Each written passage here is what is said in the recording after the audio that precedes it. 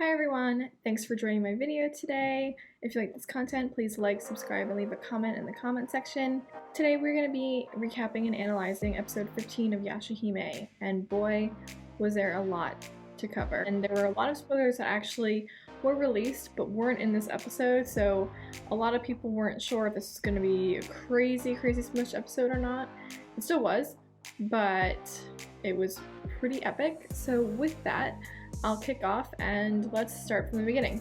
So before the opening sequence, we see Riku and Hosenki II chatting up and chatting away, and Hosenki is going on and on about how he was able to basically instill the powers of the Black Pearl again way earlier thanks to Riku giving the rouge from Inuyasha's mother and also combining the powers from the Green Pearl, which Riku had had. So really what this hints at is Riku actually had a pearl long before all this, so he must have gotten it from the original Hosenki. What this signifies is that Riku's probably pretty old. We've heard him reference Sesshomaru, a bunch of other people. Now he's got the Green Pearl, so clearly he's pretty old. He's probably a demon. He's probably half demon. So with that being said, Hosenki heads off to Inuyasha's place and drops off the Black Pearl and drops off the rouge.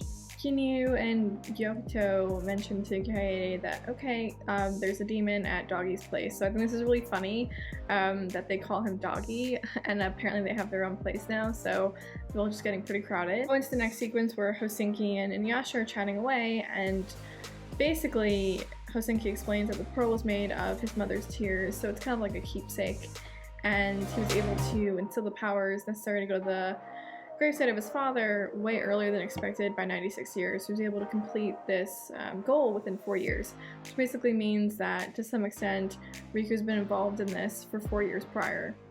Something probably really important to note.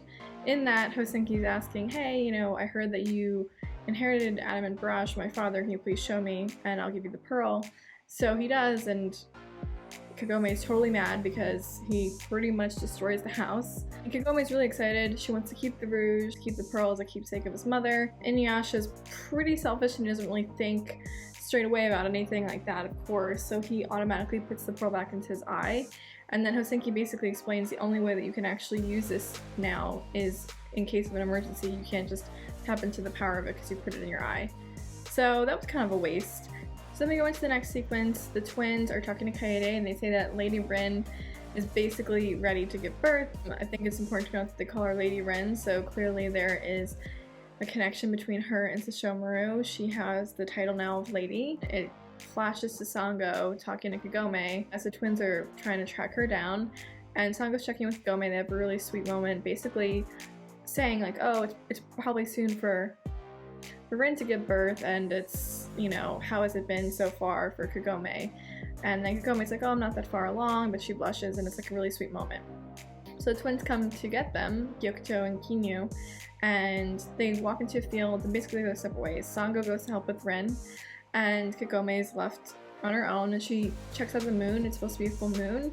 She realizes it's actually the lunar eclipse.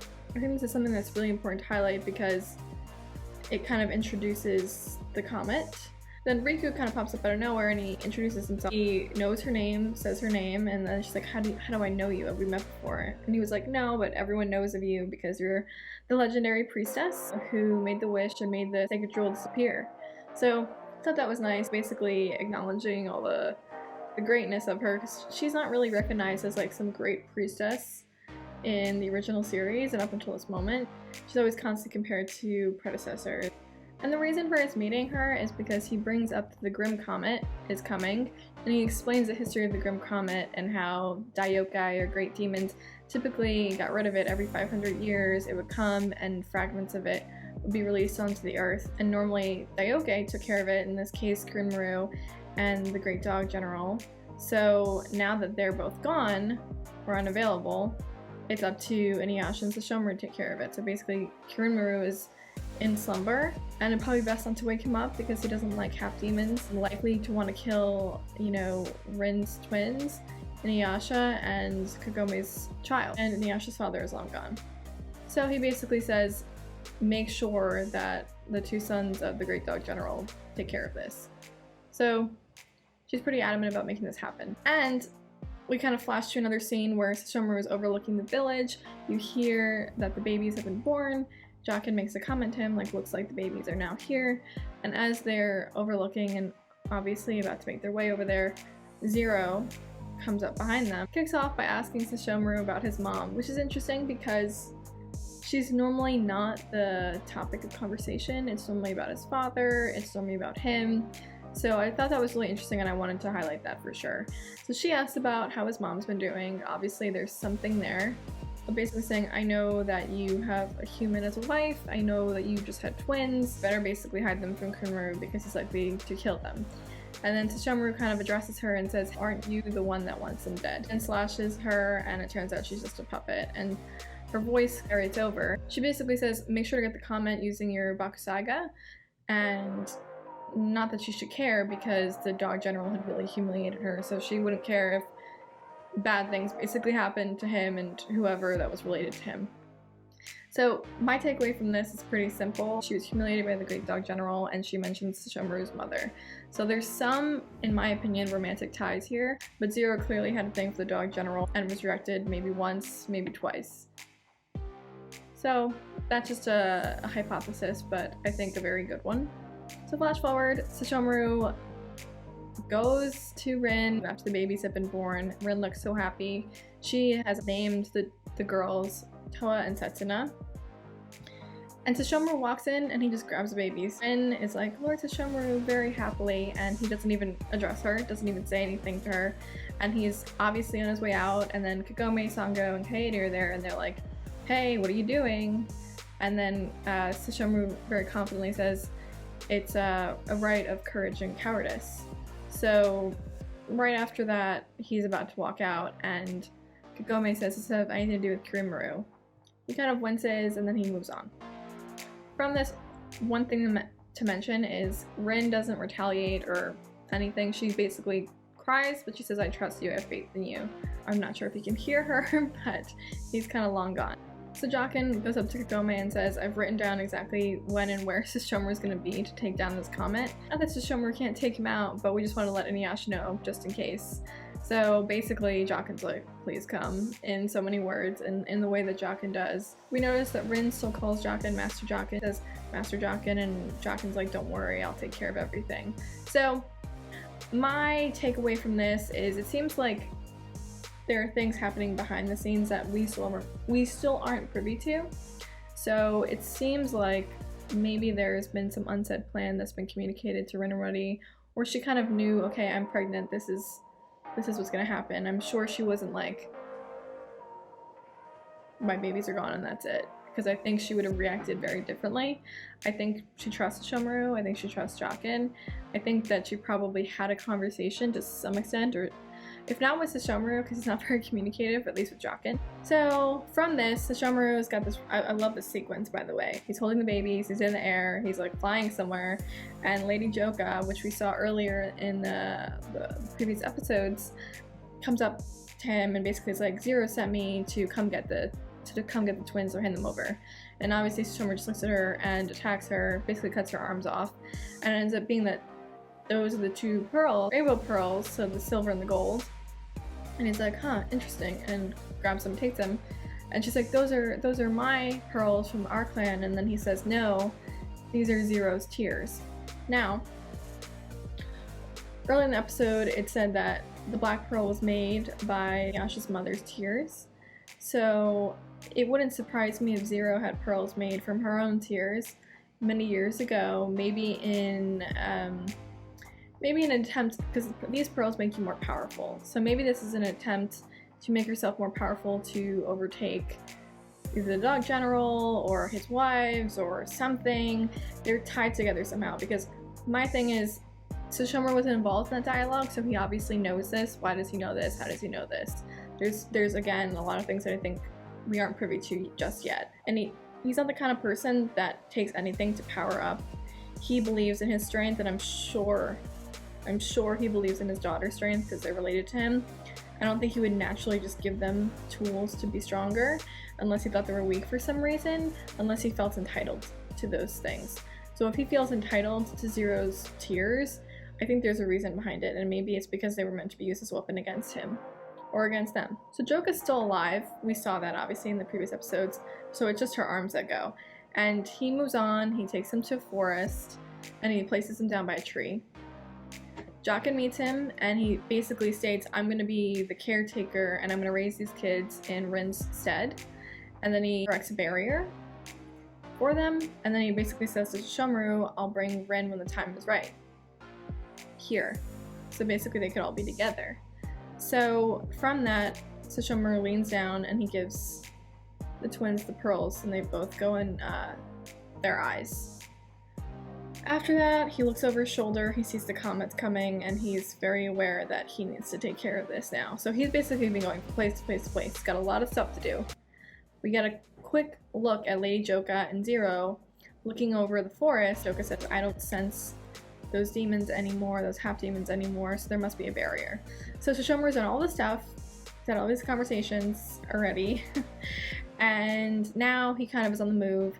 He arrives at his mother's palace. Jokin basically says, oh, it doesn't look like his mother is here, thank God. Again, this is like another reference to his mother. I think she's important to the story to some extent. We may see her. And Inuyasha and Kagome are there as well. They see the comets coming, and Sesshomaru attacks the comet with a Bakusaiga. We see that there's some demons in that comet, the comet fragment, whatever you want to call it. And Inuyasha comes in with his Mato, and basically they annihilate it and they kind of move on. Another thing on Sesshomaru's list of important things to do and kind of get a move on it with. We go to a sequence where Kirinmaru is awoken. He's actually awoken by Zero.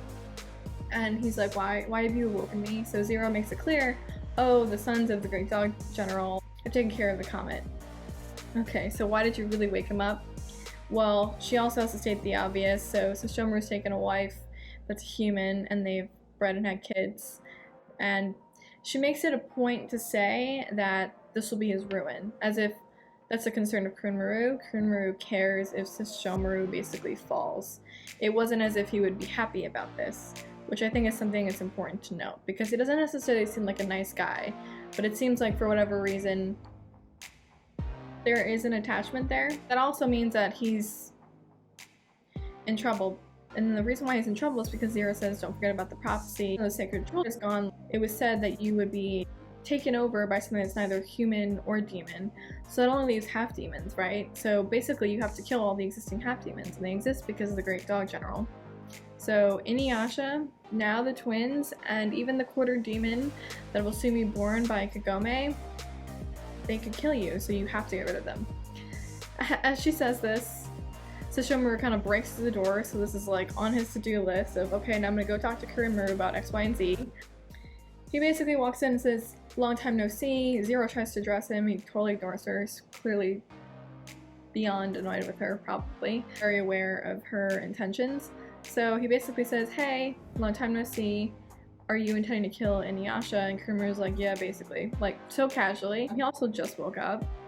So then it fast forwards to them going into the village, and as they're going to the village, this is a scene that we had already seen in one of the dreams, but Kagome gives Moroha to Hachi and gives her the rouge as a keepsake. Inuyasha draws his sword, they come up to him, and as Kirinmaru tries to attack, Sesshomaru charges ahead of him, puts his hand in Inuyasha's eye, takes out the black pearl, and sends Kagome and Inuyasha to basically visit their father. And Kirinmaru's like, you helped them? Why'd you do that, basically? And Sesshomaru's like, what are you talking about? So then Jokin speaks on his behalf and says, we're gonna need Inuyasha and his Mato at some point, so let's just let them visit the master, the Great Dog General, for now. And Kirinmaru's like, whatever. He really doesn't care that much. He cares, but he doesn't care. In my eyes, it seems like he doesn't want them alive, half-demons, but he's not the one that's relentless in the pursuit to get rid of them. It's very clear that that's Zero. We've already seen a couple of highlights of this, but I think it's really important to know that Kirinmaru is a problem. He's clearly very strong, but it's the person who manipulates him that is the real issue, and I think that is Zero. So while this is happening and they're walking away, Riku looks along happily, like this was all his plan, basically. So for whatever reason, at least for this time being, he is the ally of Sesshomaru, Kagome, and Inuyasha. He's pulling the strings, but We still don't know if he's a good guy or a bad guy, but in this moment, at least in this instance, it's good. And then Hachi, we see where he brought Moroha. He brought Moroha to the wolf tribe, so he brought Moroha to Ayame Koga, and it looks like her new master, which still hasn't been clarified in terms of the name of the master, but we see those three together. So she was raised by the wolves, literally. Now it's being revealed that Zero, she has the ability to look through dreams. I don't know if she's tied to the dream butterfly, but we see a sequence where she puts a spell somehow under the girls, and she's able to see where they are because she can see them through their dreams. And she's standing with Homura, and Sesshomaru is behind them, and she basically says, Homura, burn the forest down. You don't mind, right, Sesshomaru, as she looks over her shoulder. And he kind of was like, ugh, whatever. And he just moves on. Now he's the kind of person, obviously doesn't address any emotion at all, so I'm sure he's going to try and save them to some extent. And while this is all happening, obviously we've seen it over and over and over again. Toa is sent to the future. Toa and Setsuna are split apart.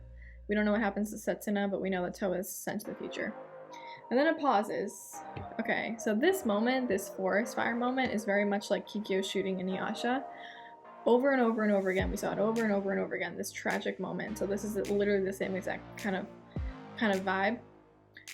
So it freezes, and we're taken to the narrator of this story. The narrator of the story turns out to be Riku.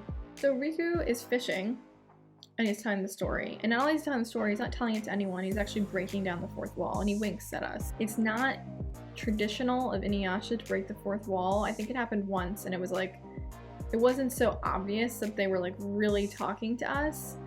And it almost, I feel like in my opinion, it does a couple of things. So firstly, it sets Riku up as still this person we don't really understand. For whatever reason, he's got the bigger picture. He knows the most out of everyone, and he's kind of like large and in charge. I don't know why. He seems to have set up a lot of pieces in this puzzle, but he's the one that knows the most, so we should rely on him for the most knowledge. Whether his intentions are good or not are a whole nother thing. So that's the first thing. And then the second thing was, he says, what's the rush in learning more from the story? It's not a big deal, like, if fate should have it, we'll meet again, like, whatever. So my interpretation of that is, he's telling us a little bit so we're fed into the story. I don't know if this means that, you know, okay, you know the story, the characters still don't, and we're gonna find out how they find it out, but at least now you guys are fed and you're appeased. Or if it's the show's way of saying, like, maybe there's more to come. Because in between the final act in Inuyasha, it was set up to the subtitles like, the story's not finished. And my interpretation of this is there's a lot more to happen. I have no idea what's gonna happen. I don't know if that means, like, from a series perspective, because they're talking to us and breaking that fourth wall, that there's more to come, and hang tight and just like relax, or if it's just this is an overseer of the story and like there's a lot going on, but trust whatever he's saying. So that's the second thing. The third thing is Riku is fishing, and he fishes a lot, he's on the water a lot, he's a pirate. There is like a metaphor, which I've seen a couple people talking about on Twitter. So normally when you're fishing, it could imply that there's a bigger fish to catch. So right now, we've been looking at Kirinmaru this whole time. I think Zero could be the bigger fish. I think that maybe Sesshomaru is tainted and he's the bigger fish. Maybe Sesshomaru doesn't care about him. Maybe their past is important because they need to set up their future. Like, there's something else that we're not seeing. So I think that is the third potential thing that they're trying to communicate, that there's bigger fish to fry and this is important, but have patience. And the reason why you need to have patience is because there's something bigger that's going on. There was a lot that happened overall in this episode. There was a crazy amount of spoilers. I'm really thankful that all the spoilers didn't make it into this episode. We realize now that after seeing some of the spoilers that were released that they're for the upcoming episodes. This episode, I felt like I had to hold my breath. It was going so fast, but it also was not going fast enough at the same time.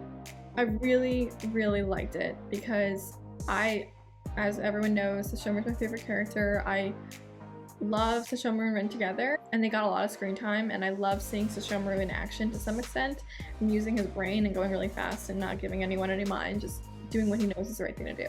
I have faith in Sesshomaru just like Rin does, but I am really sad because I feel like they need to give us a little bit more of the romance as to how Sesshomaru and Rin got together, because if anything it seems like their relationship hasn't changed, and I feel like we need to see how it's changed to understand how she grew up and became his wife. I think that's something that we really care about as an audience that needs to be addressed. And also there's a lot of outstanding things, like they did mention Roothead, like the roots of Roothead were still growing in the town. Like where does Roothead come in to all of this, because it's still something that's going on. How does Trikio how does she play into all this? Like it's like we keep going back to the tree, and we know Rin is in the tree. We know that Sesshomaru is watching over all of them somehow, figuratively or physically, not clear yet. Sesshomaru is also in both the opening and the closing. He's the only OG character who's in the closing. So I feel like there's something bigger going on with Sesshomaru, but I don't know. I know it's about the girls, but I'm really curious, like what is Sesshomaru planning?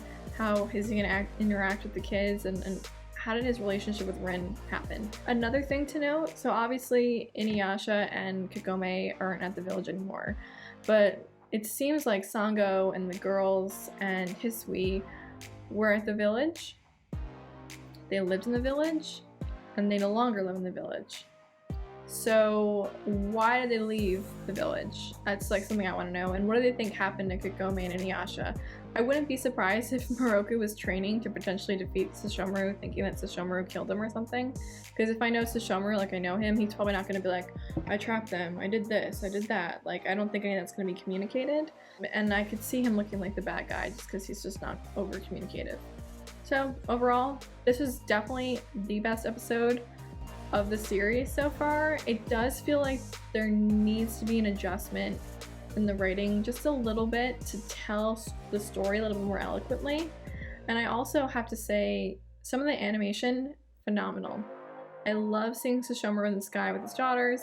Then there were a lot of moments where the angles were really off, like when he was attacking the comet, it was like really bad angle. And I feel like Inuyasha and Kagome, the drawing could be way better. They look very cartoonish and chibi-like, and I don't think that's a good way to respect the OG character. So my only negative feedback or criticism, but overall awesome episode. I'm happy they didn't give us everything, but they gave us finally something. So anyway, that was my take on the episode. Would love to hear your feedback. So if you do have any comments, please leave them in the comment section.